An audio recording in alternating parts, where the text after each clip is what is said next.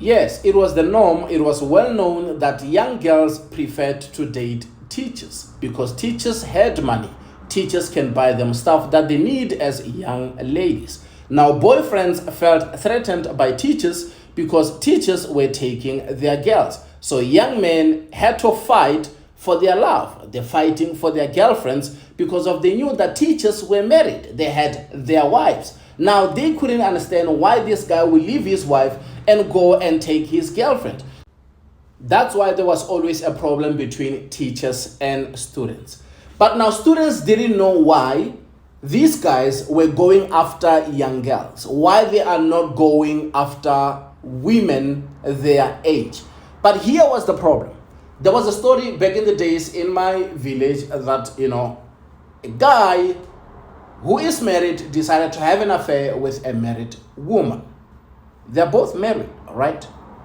They both understand the principles of marriage. They both understand the relationships. They both understand that they should do the right thing so that they can protect, their families, because they all have children in their marriages.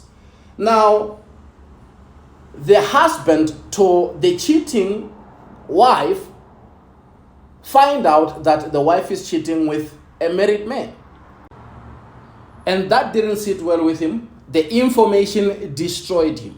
And he knew that he cannot confront the guy about it. And he knew that he cannot confront his wife about it because she's going to deny it. So he decided to act normal. He decided to carry on with his daily business, to do his deliveries and to take care of his business and travel to places that he normally go when is that time to travel.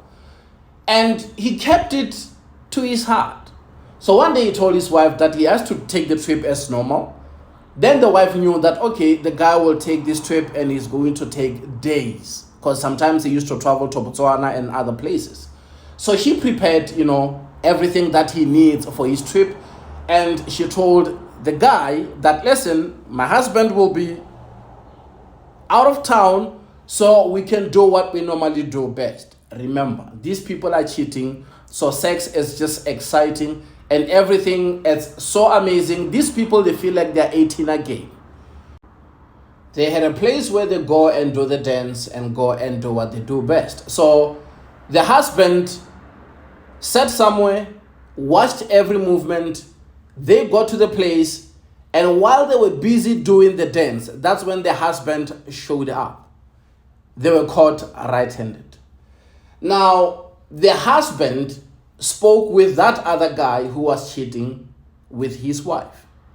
And he said, look, man, you have been doing this for months. I don't know how long you've been doing it, but what I know is that you've been doing it for months. I knew about it, and I wanted to catch you right-handed. You are married, I am married. You have children, and you know how things work. I paid lobola for this woman. I have children with this woman.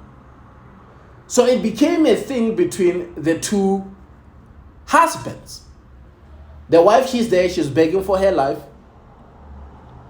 And this other gentleman said, you have to pay the damages because of you decided to sleep with my wife, and you have to pay me what I paid for her lobola. So the guy was fined. He had to pay a certain amount of money for disrespecting another man's house, for disrespecting another man's marriage. That's how things are done. Even back in the days when they were going to, the elders, that's how things were done. They will tell you to pay certain cows so that, you can settle the beef between you and the person that you have wronged. So the gentleman agreed to pay that certain amount of money. But he said, I cannot let you walk scot-free because you are going to do it again to somebody else, knowing that you will pay and it will be over. So he decided to switch on the hot plate, and he told the guy to sit on it or else he will take the bullet. And the gentleman had no choice but to sit on it. So that was a mark. That was a permanent tattoo that he will never forget every time he's making love to his woman, that I once slept with someone's wife, and this is the tattoo that he decided to give me. So that even if when he's busy with his wife, when she touched that, she will always remember that my husband had an affair, and this is the permanent tattoo that, that guy gave my husband, so that we'll always, be with him forever. So each time he's thinking about going to cheat with a married wife, he must remember that the consequences are not as easy as he will think. And next time, it won't be that option. It will be an option which is more heavier. So men learn a lesson that married women are not to be touched. So they can go for young girls. That's why there was always a beef between the students and the teachers.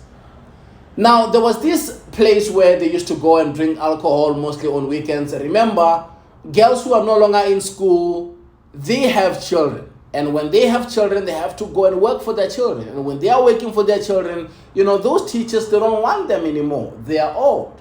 They want the young ones. And the young ones were the ones who were still in school.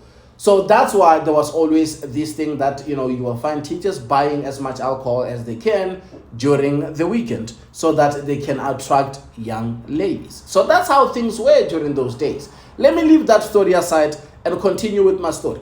Now, while I was at home, I started to be sick. I didn't know what was the problem with me. I was losing my eyesight. There was this pain in my stomach that I didn't know where I picked up. I didn't know what I ate. I didn't know what was wrong with me until somebody told me that there is an albino pastor who is healing people to a village not far from where I was staying.